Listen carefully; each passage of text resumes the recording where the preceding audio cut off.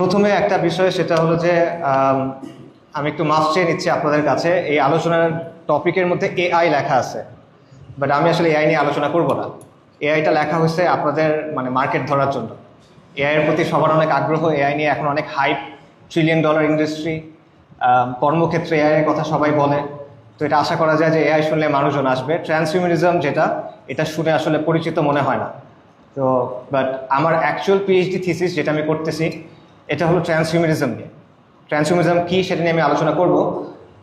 এটার ভেতরে এআই এর আলোচনা আছে, এটার সাথে AI linked, but AI itself is very মানে অনেক ডাইভার্স একটা টপিক। এটা নিয়ে অনেক আলোচনার বিষয় আছে, তো সেটা আসলে আমি ধরতেছি না। তো এই জন্য আমি আসলে মাফ চাচ্ছি।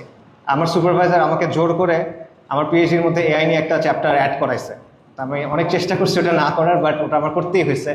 তো আজকে যেহেতু এখানে আমার সুযোগ আছে, কোনো সুপারভাইজার নাই, তো আমি এই জন্য এআই নিয়ে খুব একটা আলোচনা করবো না।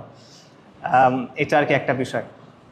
আরেকটা ব্যাপার হলো যে আলোচনাটা আসলে কী রকমের। যেমন ধরেন ফেসবুকে আপনারা এরকম একটা আলোচনা দেখবেন যে এআই হলো দাজ্জাল, এরকম একটা আলোচনা আপনারা দেখছেন, রাইট? এই টাইপের কোনো আলোচনা আমি আজকে করতেছি না, 1 নাম্বার। 2 নাম্বার, এআই ব্যবহার করা হালাল না হারাম, ট্রান্সহিউম্যানিজম হালাল না হারাম, বা এই টাইপের অনেক আলোচনা আছে, এটা কি জায়েজ না না জায়েজ, এই ধরনের কোনো আলাপও আমি করতেছি না। এই আলাপগুলো দরকার আছে, বাট এগুলো অবশ্যই যারা উলামায়ে কেরাম তারা করবেন, এটা আমার করার জায়গা না। আমার আলোচনাটা কি নিয়ে? আমার আলোচনাটা প্রথমে হলো যে ট্রান্সহিউম্যানিজম জিনিসটা আসলে কি, আর তার চেয়ে বড় কথা হলো এটার সাথে আধুনিকতার সম্পর্কটা কি, এটার সাথে আধুনিক পশ্চিমা যে সভ্যতা সেটার সম্পর্কটা কি। মূলত আমার ইচ্ছা ছিল আধুনিক পশ্চিমা সভ্যতার একটা ক্রিটিক করা, কিন্তু এটা আসলে পিএইচডির টপিক হিসেবে ভালো না। পিএইচডির টপিকে আপনার স্পেসিফিক করতে হয়, রাইট? একটা প্রবলেম স্টেটমেন্ট আনতে হয়, রিসার্চ কোয়েশ্চেন আনতে হয়, এগুলো আপনারা দেখবেন ইনশাল্লাহ, আপনারা অনেকেই করবেন। তো ওই জায়গাতে আমি চাচ্ছিলাম আধুনিকতার ক্রিটিক করতে, কিন্তু এটা সরাসরি করাটা জটিল ছিল। এই জন্য আমি যেটা করছি সেটা হলো ট্রান্সহিউম্যানিজমের যে আলোচনা সেটার মাধ্যমে আধুনিকতার ক্রিটিক করা। সো এই জন্য আমি যেটা করবো সেটা হলো ট্রান্সহিউম্যানিজম আসলে কি, এবং এটার সাথে আধুনিকতার সম্পর্কটা কি, এবং ইসলামের জায়গা থেকে আমরা ব্যাপারগুলোকে কীভাবে দেখি, এটা নিয়ে একটা আলোচনা। আমার ব্যাপারে একটা বিষয় বলি, সেটা হলো যে আমার ঢাকা ইউনিভার্সিটিতে ইকোনমিক্স 88 ব্যাচ। সো আমাদের ক্লাস শুরু হয়েছিল 2009-এ, যদিও 8-এ শুরু হবার কথা, কিছু হাইকোর্টের একটা রায়ের কারণে এটা পেছায় 2009-এ শুরু হয়েছিল। আমার সর্বশেষ ইউনিভার্সিটিতে স্টুডেন্ট হিসেবে আসা 14 সালে, আমাদের মাস্টার্সের সময়। এরপর একটু গ্যাপ ছিল, তারপর আমি মাস্টার্স করি মালয়েশিয়াতে, সেটা হলো ইসলামিক ব্যাংকিং এবং ফাইন্যান্সে। তো পিএইচডিটা আসলে এইদিকে করার কথা, ইকোনমিক্স এবং ইসলামিক ব্যাংকিং এবং ফাইন্যান্স, বাট আমি দেখলাম যে আমার কাছে কোনোটাই খুব একটা ভালো লাগতেছে না। পিএইচডি মানে হলো যে 4 বছর, অ্যাটলিস্ট 4 বছর একটা জিনিস নিয়ে পড়ে থাকা, 4 বছর ধরে একটা বিশাল বইয়ের মতো লেখা। এখন এটা যদি এমন কিছু নিয়ে লিখতে হয় যেটা ভালো লাগতেছে না, এটা আসলে খুব কষ্টকর। আর আমার আসলে ছোটোকাল থেকে এটা প্রবলেম হয় যে যেটা ভালো লাগতেছে না এটা করতে খুব কষ্ট আর কি।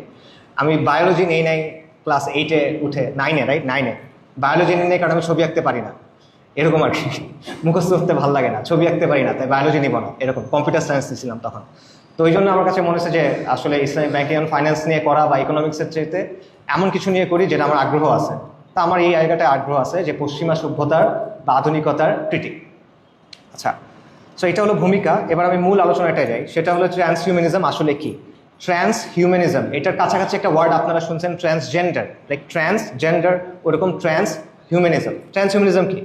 ট্রান্সহিউম্যানিজম হলো একটা সোশ্যাল, কালচারাল এবং ফিলোসফিক্যাল মুভমেন্ট, একটা সামাজিক, সাংস্কৃতিক এবং দার্শনিক আন্দোলন। যে আন্দোলনটা কি চায়, এই আন্দোলনটা বলে যে মানব জাতির রূপান্তর করা প্রয়োজন বিজ্ঞান এবং প্রযুক্তির মাধ্যমে।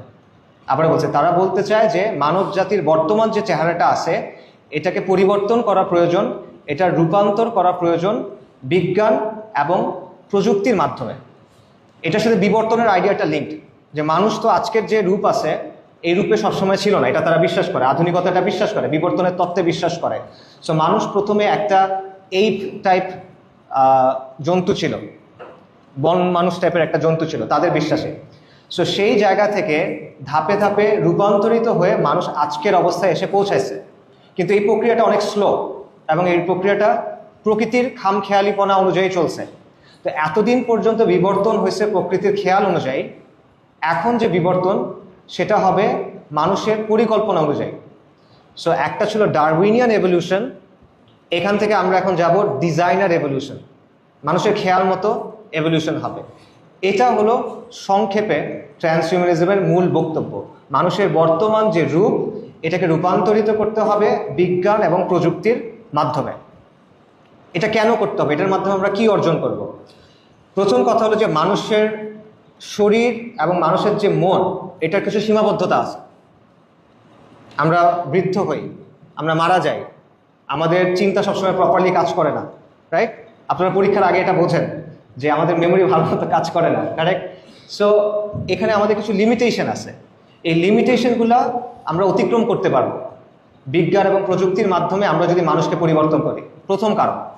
দ্বিতীয় কারণ হলো মানুষের সক্ষমতাগুলো বাড়ায় তোলা।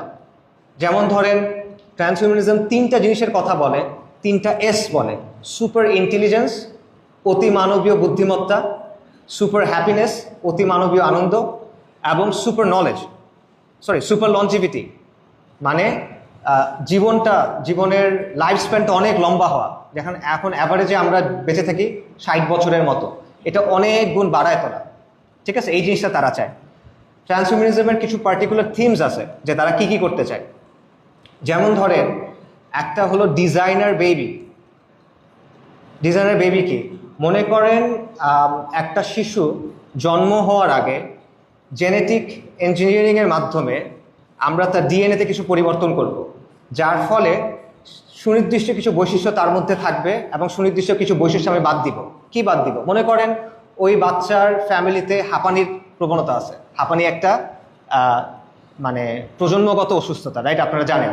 বা এরকম ব্লাড ডিজিজ থাকে, বেটা থ্যালাসেমিয়া, এটা কিন্তু এই হয়, কনজেনিটাল হইতে পারে, জন্মগত রোগ হইতে পারে। সো আমরা ডিএনএ থেকে এটা চেঞ্জ করে দিলাম। আর আমরা ভালো কি অ্যাড করতে পারি?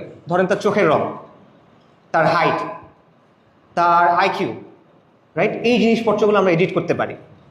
সো এটা হলো আইডিয়াটা, ডিজাইনার বেবিস। একটা বাচ্চা ভ্রূণ থাকা অবস্থাতেই, এমব্রায়োনিক অবস্থাতেই তাকে পরিবর্তন করা হবে। এটা 1 নাম্বার। 2 নাম্বার, সাইবর্গাইজেশন। আপনারা যারা ছোটকালে কার্টুন দেখছেন বা কমিক্স পড়ছেন বা সাইফাই বই পড়ছেন, সায়েন্স ফিকশন, তারা সাইবর্গ নামে একটা জিনিসের কথা পড়ছেন, যেটা হলো মানুষের ব্রেইনের সাথে কম্পিউটারের ইন্টারফেস করা, কম্পিউটার এবং ব্রেইনকে একসাথে যুক্ত করা। এটা করলে কি হবে? আমাদের ব্রেইনের যে লিমিটেশনগুলো আছে সেগুলোকে আমরা অতিক্রম করতে পারবো কম্পিউটারের ক্যাপাসিটি ইউজ করে। এটা হলো সাইবর্গাইজেশন। এগুলো নিয়ে বিস্তারিত পরে আলোচনা করতেছি। আরেকটা আইডিয়া আছে যেটা খুব র্যাডিক্যাল একটা আইডিয়া, এটা হলো মাইন্ড আপলোডিং। আইডিয়াটা হলো এটা যে মানুষের যে মন, ট্রান্সহিউম্যানিস্টরা বিশ্বাস করে, এটা আধুনিক বিশ্বে অনেকেই বিশ্বাস করে, এটা যে মানুষের সত্তাটা হলো আসলে তার মস্তিষ্কে। মানে মানুষ বলতে কি, আপনি জিনিসটা আসলে কি, আপনার সত্তাটা কি, এটা আসলে আপনার মাথায় আছে। আর আপনার মাথা হলো মূলত আপনার মেমোরিটা, মাথা হলো মূলত ডাটা, রাইট? সো আমি যদি পুরো মাথাটা স্ক্যান করতে পারি এবং আমি যদি খুব ডিটেইল একটা স্ক্যান করতে পারি এবং এটা যদি একটা কপি আমি কোনো কম্পিউটারে বা ক্লাউডে রাখতে পারি, তাহলে বেসিক্যালি ওই মানুষটাকে ক্যাপচার করতে পারছি। এবং পরবর্তীতে আপনার শরীর হয়তো বা নষ্ট হয়ে গেল, কিন্তু সেটা যদি আমরা সিনথেটিক কোনো বডি তৈরি করি, কৃত্রিম প্রোটিন কিন্তু এখন তৈরি করা হয়, আপনারা জানেন সিনথেটিক প্রোটিন এখন তৈরি করা হচ্ছে। মনে করেন কৃত্রিম কোনো বডি যদি তৈরি করা হয়, সেই বডিতে যদি ওই আপনার ব্রেইনের যে স্ক্যান করা হয়েছে সেটা যদি আমরা ওখানে নামাতে পারি, তাহলে বেসিক্যালি আপনি নতুন একটা বডি পাচ্ছেন এবং এইভাবে আপনি অনন্তকাল বেঁচে থাকতে পারবেন। এটা তারা বলে।